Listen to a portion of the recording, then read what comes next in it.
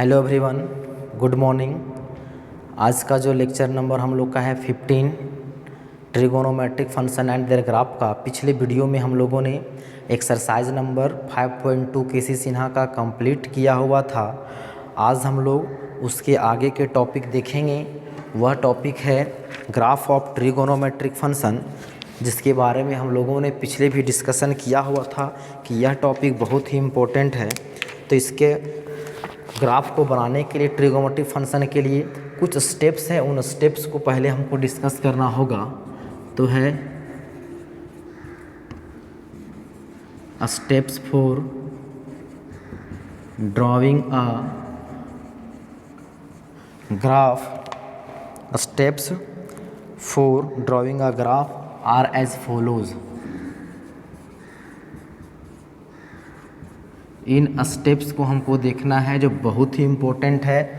बिना इस स्टेप्स को पढ़े हुए हम लोग आगे डिस्कशन नहीं कर सकते हैं। तो चलिए हम लोग डिफरेंट स्टेप्स देखते हैं। इसको आप यहाँ पे डिफरेंट भी लिख सकते हैं, डिफरेंट स्टेप्स। Different steps. पहला जो स्टेप्स है वह है सिंप्लीफिकेशन। सिंप्लीफिकेशन कहने का मतलब है जो दिया गया ट्रिगोनोमेट्रिक फंक्शन है उसको सिंगल जो है सिंपल फॉर्म में लिखना। उसमें बोलता है if possible express the given function, if possible express the given function in a single trigonometric function. क्या है पहला स्टेप सिंप्लीफिकेशन का? बोलता है if possible express the given function as a single trigonometric function. इसको तो फिर बोलिए रेशियो। ठीक, यह स्टेप बहुत इंपॉर्टेंट है। इसको जो सिंप्लीफिकेशन बोलता है, इसका मतलब क्या है बोलने का, ये चीज़ समझते हैं। पहला कि यदि कोई फंक्शन दिया हुआ y is equal to sine X divided by cos X. ठीक, तो यदि हम लोग कोई फंक्शन दिया हुआ है उसका हम लोग ग्राफ बना लिए। ठीक, फिर यदि साइन का ग्राफ जानते हैं, कॉस का जानते हैं, तो हम लोग ग्राफ को डिवाइड कैसे करेंगे? तो ये प्रॉब्लम हमको यहाँ से क्रिएट होगा। तो बोलता है जब भी फंक्शन दिया गया है कोई ट्रिगोनोमेट्रिक फंक्शन, उसको कोशिश करना है कि उसको सिंपल फॉर्म में लिखना है। सबसे पहले जो सिंपलेस्ट फॉर्म में लिखना है, मतलब उसको सिंगल फॉर्म में लिखना है। तो हम लोग जानते हैं साइन बाय कॉस को क्या लिख सकते हैं, tan x लिख सकते हैं। यदि कोई फंक्शन मेरा ऐसा दिया हुआ है 2 sin x into cos x, तो साइन का ग्राफ कुछ अलग होगा, कॉस का ग्राफ कुछ अलग होगा।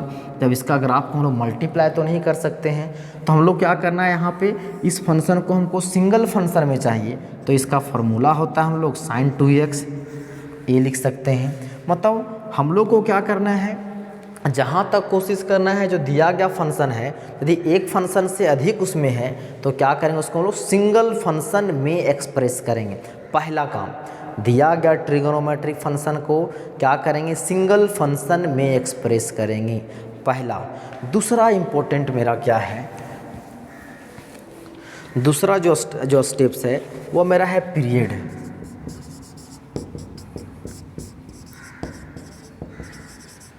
पीरियड बहुत ही इम्पोर्टेंट है। क्या बोलता है, find the period of the given trigonometric function. Find the period of the given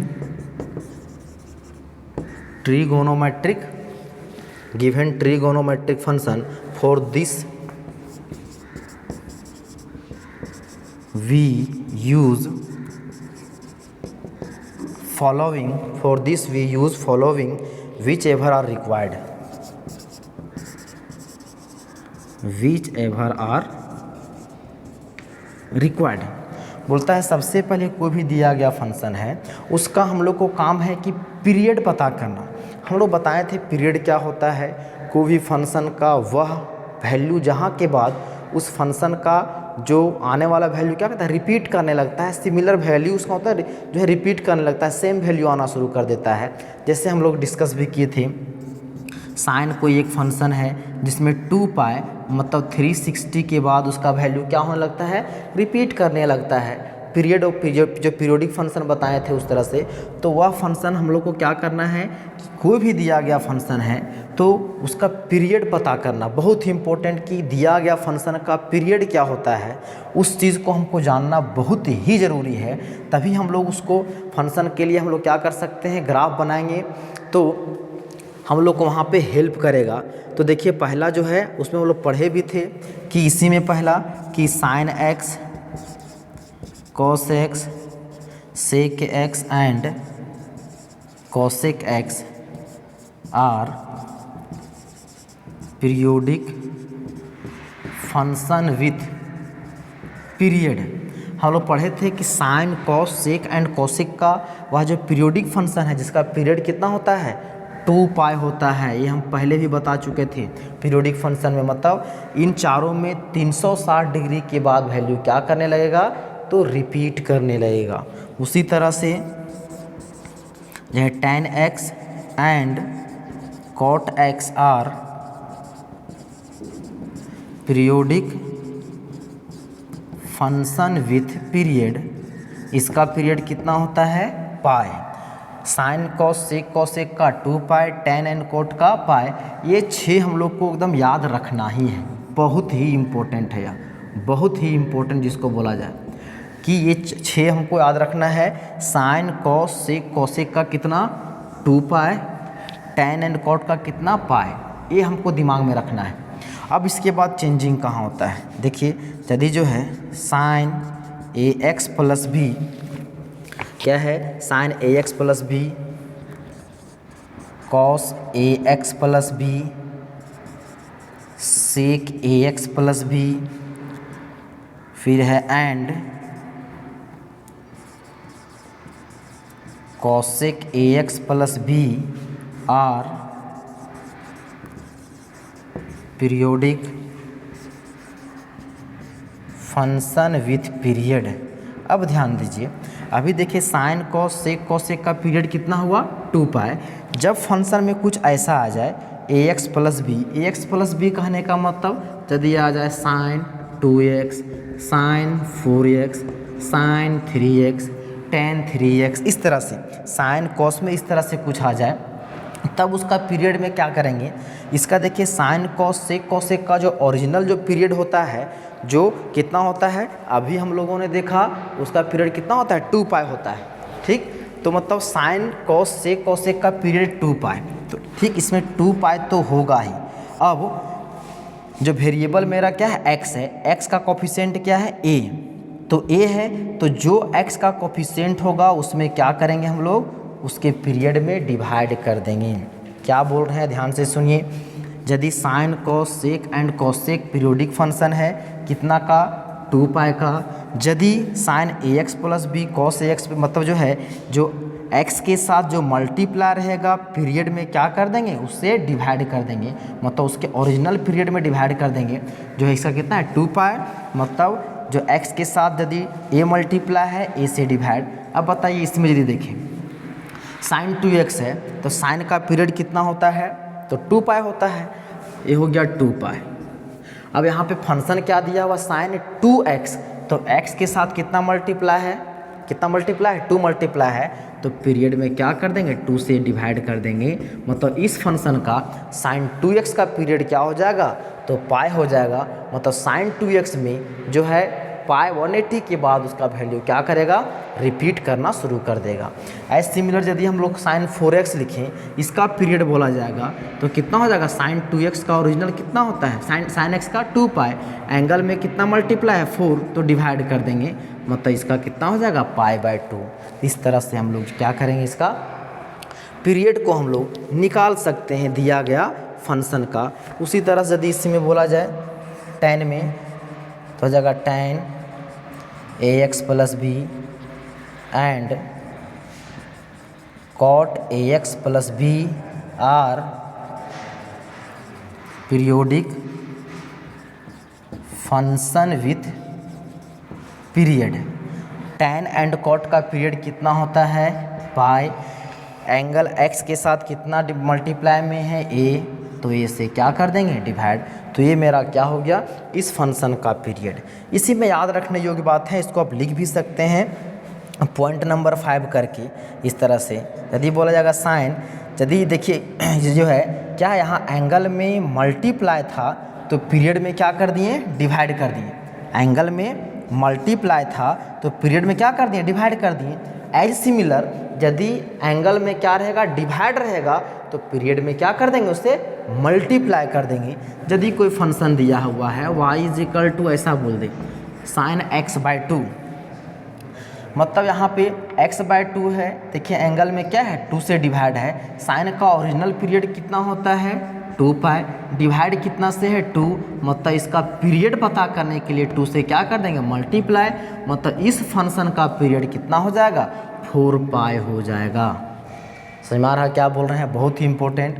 यदि एंगल में मल्टीप्लाई रहेगा तो उसके ओरिजिनल जो पीरियड होता है हम लोग डिवाइड कर देंगे। यदि एंगल में डिवाइड होगा तो पीरियड में क्या कर देंगे, मल्टीप्लाई कर देंगे। यदि कोई फंक्शन इस तरह से है y बराबर साइन x/4 है, चाहे कॉस x/4 है, चाहे tan x/4 समझिए, चाहे tan x/3 इस तरह से है।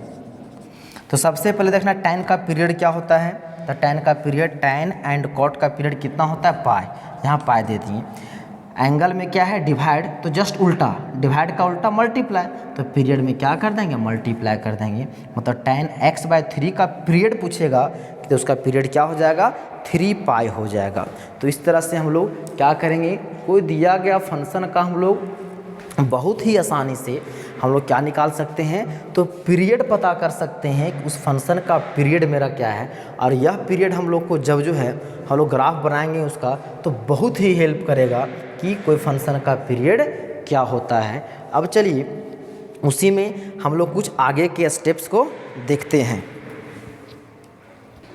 इसी में आगे देख सकते हैं, हालांकि आपके बुक में जो है ये स्टेप्स को नहीं दिया गया है, लेकिन उन स्टेप्स को हम लोग यहाँ से इसी के सिमिलर रूप में हम लोग देख सकते हैं। क्या चीज़, अभी हम लोगों ने देखा कि यदि मल्टीप्लाई रहेगा तो पीरियड में क्या कर देंगे, डिवाइड करेंगे। जो एंगल में डिवाइड होगा तो पीरियड में मल्टीप्लाई कर देंगे। यदि क्या रहेगा, इस तरह से x + 30 डिग्री, यदि पीरियड में क्या, यहाँ एंगल में क्या किया रहेगा, तो ऐड किया रहेगा, तो पीरियड में क्या कर देंगे, माइनस कर देंगे। साइन का पीरियड कितना होता है, ओरिजिनल 2 पाई, एंगल में क्या प्लस है, तो पीरियड में क्या कर देंगे हम लोग, माइनस कर देंगे। मतलब 2 पाई का 360 माइनस 30, ये कितना हो जाएगा, 330। यदि यहाँ पे माइनस किया रहेगा तो पीरियड में क्या कर देंगे, तो हम लोग ऐड कर देंगे, तो हो जाएगा 360 + 30, मतलब ये हो जाएगा 390। मतलब इस तरह से बोल सकते हैं। यदि ओरिजिनल पीरियड हम लोग को पता रहे तो मतलब साइन कॉस 10, तो sine cos sec and cosec का कितना, 2 पाई, tan एंड कॉट का पाई। यदि एंगल में मल्टीप्लाई तो पीरियड में डिवाइड, यदि एंगल में डिवाइड तो पीरियड में मल्टीप्लाई, यदि एंगल में प्लस तो पीरियड में माइनस, यदि एंगल में माइनस तो पीरियड में प्लस। तो इस तरह से हम लोग पीरियड पता कर सकते हैं। अगला स्टेप्स हम लोग का है कि जो है प्रिपरेशन ऑफ वैल्यू चार्ट। इसी में हम लोग का आगे है step 3 preparation of value chart. बोलता है कि arrange suitable value of x, arrange suitable value of x and corresponding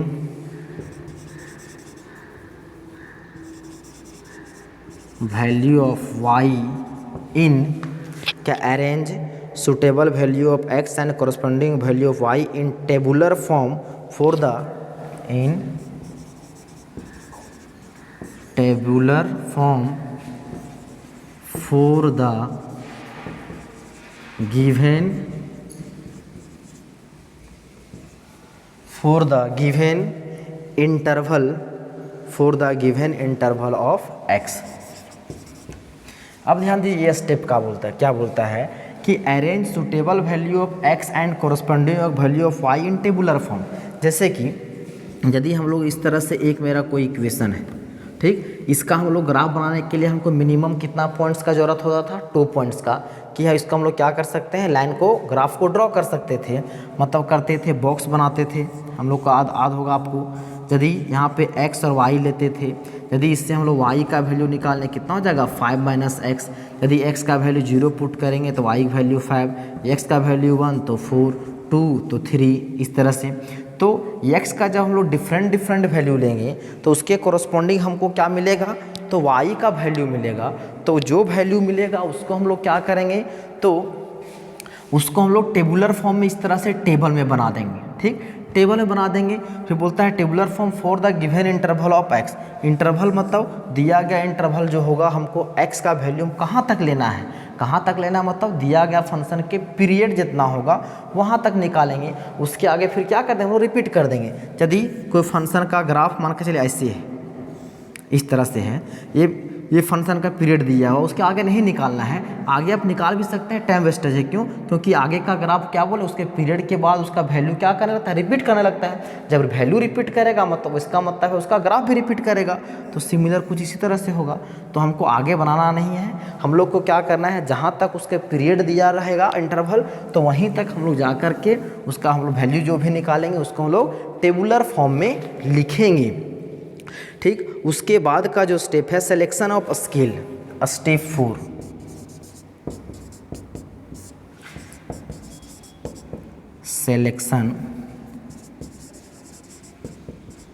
selection of scale.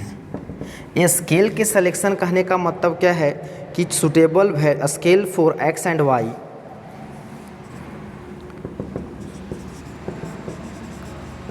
suitable scales for x and y, suitable जो scale for x and y are chosen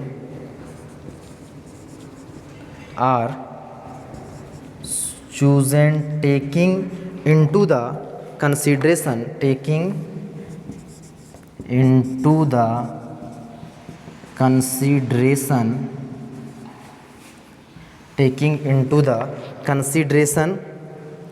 क्या है, the size of the according to the size of the graph paper,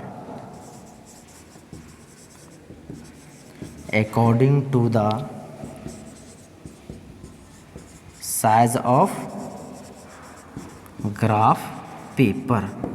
यह देखिए selection of scale कहने का मतलब है जैसे जिस तरह से यदि हम लोग ग्राफ ये बॉक्स हम लोग बनाए थे, कुछ वैल्यू आया था x y, यदि हम लोग x का मान 0 लिए, 4 आया, 5 2 लेंगे, 8 आया, 6 लेंगे तो 12 कुछ आएगा। तो यदि हम लोग ग्राफ बनाएंगे तो स्केल यहाँ पे है, यदि इंटरवल जो है 1 2 3 4 5 6 इस तरह ले सकते हैं। यदि किसी का मर्जी नहीं, हम डिफरेंस कितना लेंगे 2 का लेंगे तो आप 2 का ले सकते हैं। तो आप इंडिपेंडेंट है कि आप 2 स्केल का कैसे लेंगे। तो बोलता है सिलेक्शन ऑफ स्केल, वो स्केल को जो लेंगे तो उसका भी सिलेक्शन हम लोग को बहुत सावधानी से करना है। यदि सोचिए कि यदि x और y का कुछ वैल्यू इस तरह आया है 0, x का मान 100 तो इसका मान 200, x का मान 50 तो इसका मान 100, x का मान यदि यहाँ लेंगे हम लोग 500 तो इसका आ गया 1000। अब यदि हम लोग ग्राफ बनाएं और स्केल यहाँ जो कंसिडर कर रहे हैं 1 2 ले लें, 1 2 3 4 5, तो सोचिए इसमें जो 1000 जाएगा वो कहाँ तक जाएगा, पता लगा ग्राफ पेपर ही मेरा जो है क्या हो जाएगा, समाप्त हो जाएगा। तो इसलिए बोलता है कि हम लोग को जो स्केल कंसीडर करना है तो हम लोग को ग्राफ पेपर के साइज को देख करके कि हम लोग पास जो ग्राफ पेपर कितना बड़ा जो है, कितना लंबा चौड़ा अवेलेबल है, उसके अनुसार से कर देंगे। यहाँ जो है यहाँ से हम लोग क्या कर सकते हैं, इसके लिए तो हम लोग x का वैल्यू 50 100 150 इस तरह ले सकते हैं, या तो ज़रूरत पड़े हम लोग 100 का भी ले सकते हैं। तो इसके लिए हम लोग को सोचना नहीं है, हम लोग को ग्राफ पेपर और अपने सहूलियत के अनुसार से हम लोग क्या करेंगे, स्केल का सिलेक्शन करेंगे। वही बोलता है suitable scale for x and y are chosen taking into the consideration, जो x और y का जो भी वैल्यू आएगा तो उसके लिए स्केल जो लेंगे तो हम लोग अपने अनुसार उसको जो है तो स्केल का सिलेक्शन करेंगे। किसके अनुसार, तो according to the size of the graph paper. तो हम लोग के पास जो ग्राफ पेपर का साइज जो अवेलेबल होगा उसके अनुसार से। लास्ट जो और इम्पोर्टेंट स्टेप है स्टेप 5, क्या बोलता है, प्लॉटिंग एंड ज्वाइनिंग।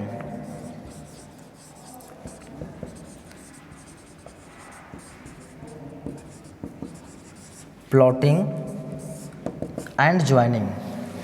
इसमें बोलता है point X Y are plotted on the graph paper, point X Y are plotted on the graph paper. जो पॉइंट हमको मिलेगा एक्स वाई का हम लोग क्या करेंगे, ग्राफ पेपर पर हम लोग प्लॉट करेंगे, paper on the graph paper and point दस ऑब्टेंड एंड पॉइंट्स दस obtained are joined by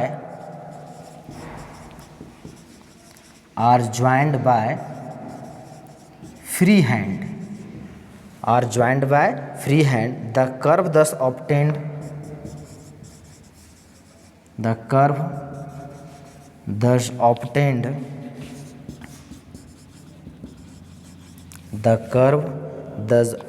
represent the graph of given function. The curve thus obtained represents the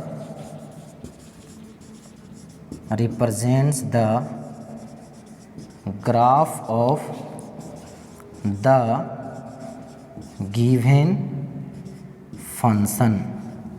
अब ध्यान दीजिए, ये लास्ट और इम्पोर्टेंट स्टेप क्या बोलता है, इसमें बोलता है कि प्लॉटिंग एंड ज्वाइनिंग, मतलब point X Y are plotted on the graph paper. इसका कहने का मतलब इस तरह से है, यदि हम लोग स्केल जब सिलेक्शन किए थे, इस तरह से वैल्यू निकालें टेबुलर फॉर्म में, 1 0 पर 1, 2 पर 4, 3 पे 6, इस तरह से कोई वैल्यू आएगा तो इसका पॉइंट मतलब क्या हो जाएगा, 0 1 2 4 3 6, इस तरह से उसका कुछ तो पॉइंट मिलेगा ना। जो पॉइंट मिलेगा उसको हम लोग क्या करेंगे, ग्राफ पेपर पे प्लॉट करेंगे, ग्राफ पेपर पे जो प्लॉट करेंगे। हाँ, इसमें ध्यान देने योग्य बात है, जो एक्स एक्सिस पे लेंगे हम लोग लीजिएगा तो उसको एंगल को लीजिएगा, और वाई एक्सिस पे उसके जो कॉरस्पॉन्डिंग वैल्यू को लीजिएगा। कॉरस्पॉन्डिंग वैल्यू कहने का मतलब है, यदि कोई फंक्शन y बराबर यदि साइन x है, यदि x का वैल्यू लेंगे हम लोग 0 डिग्री तो कितना हो जाएगा, y बराबर साइन 0 मतलब 0, मतलब y भी वैल्यू 0, मतलब जो एंगल लेंगे 0 डिग्री 30 डिग्री 45 60 90 वो हम लोग x एक्सिस पे लेंगे, और उसके कॉरस्पॉन्डिंग जो y का वैल्यू आएगा वो किधर लेंगे हम लोग, y एक्सिस पे लेंगे। तो बोलता है plotting and joining points X Y are plotted on the graph paper. जो भी पॉइंट मिलेगा, यदि मान के चलिए कुछ मेरा पॉइंट इस तरह से आया,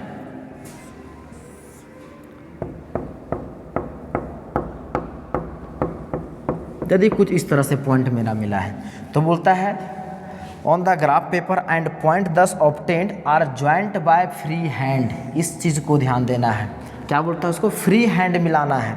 अभी तक हम लोग जितना पढ़े थे क्लास 10 में, तो पॉइंट आया, स्केल लिए, मिला दिए इस तरह से, इस तरह से।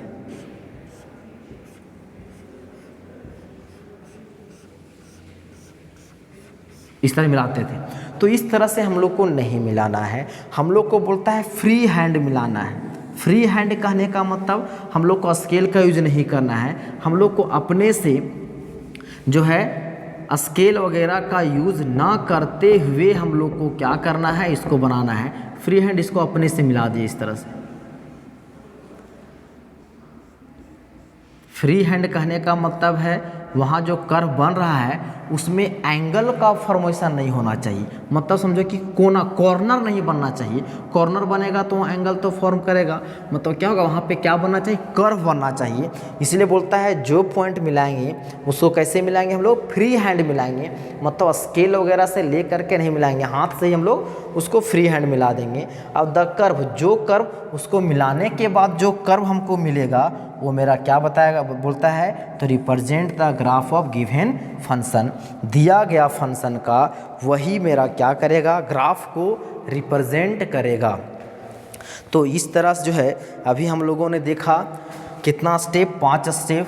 पहला जो स्टेप क्या था, सिंप्लीफिकेशन। सिंप्लीफिकेशन में क्या था, दिया गया फंक्शन जो होगा उसको सिंपल फॉर्म मतलब सिंगल ट्रिगोनोमेट्रिक फंक्शन के रूप में लिखना, वो था। दूसरा था क्या चीज़, पीरियड। जो भी फंक्शन है उसका हम लोग को क्या निकालना, पीरियड पता करना कि दिया गया फंक्शन का पीरियड क्या होता है। तीसरा जो है क्या था, तो preparation of value chart, preparation of value chart. Value chart बनाने मतलब x का डिफरेंट वैल्यू लेंगे तो उसके कोरस्पॉन्डिंग y का वैल्यू आएगा, मतलब अलग अलग एंगल लेंगे उसके लिए y का जो है वैल्यू आएगा, कोरस्पॉन्डिंग वैल्यू आएगा। उसको क्या करेंगे हम लोग, जो है हम लोग टेबुलर फॉर्म में रिप्रेजेंट करेंगे। चौथा स्टेप था selection of scale, selection of scales. जो स्केल कलेक्शन का सिलेक्शन कहने का मतलब अपने ग्राफ पेपर के साइज के अनुसार उस स्केल को क्या करेंगे, कंसीडर करेंगे। पांचवा और अंतिम स्टेप्स क्या था, प्लॉटिंग एंड ज्वाइनिंग, मतलब जो पॉइंट हमको मिलेगा उसको क्या करेंगे, फ्री हैंड उसको मिला देंगे, और फ्री हैंड मिलाने के बाद लास्ट में जो कर्व मेरा बनेगा वो कर्व क्या रिप्रेजेंट करेगा, दिया गया फंक्शन का जो है ग्राफ को रिप्रेजेंट करेगा। तो इस तरह से देखा गया कि हम लोग का जो है आज जो है ग्राफ ऑफ ट्रिगोनोमेट्रिक फंक्शन का जो है थ्योरेटिकल जो पार्ट है वो क्या हुआ, कंप्लीट हुआ।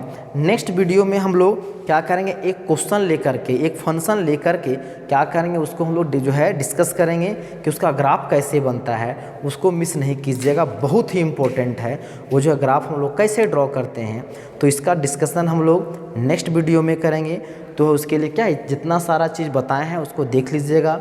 हालांकि ये सब सारा चीज़ आपको नोट्स में मिलेगा, वहाँ से आप पढ़ सकते हैं। तो आज के वीडियो को यहीं समाप्त करते हैं। धन्यवाद।